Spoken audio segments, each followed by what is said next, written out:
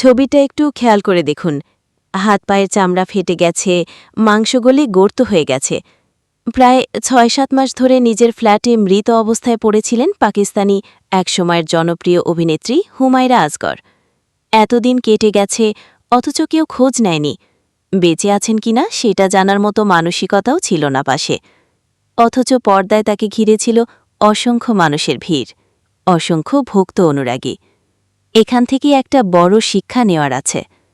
পর্দায় যাদের দেখি মনে হয় তারা বুঝি সুখের চূড়ায় আছেন।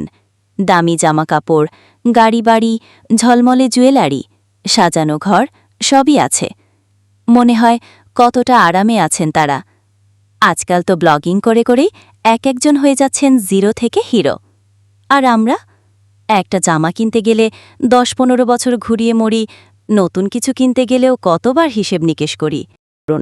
দামি লাইফস্টাইল মানেই সুখ নয়। সত্যিকারের অর্থে সুখ আর শান্তি যদি এই বিলাসে থাকত, তাহলে তো এমন মৃত্যু হতো না। তারা হয়তো বাহ্যিকভাবে বিলাসী, কিন্তু হৃদয়ের গভীরে ভীষণ একা, অসহায়। কারণ তারা তাদের স্রষ্টা থেকে দূরে সরে গেছে।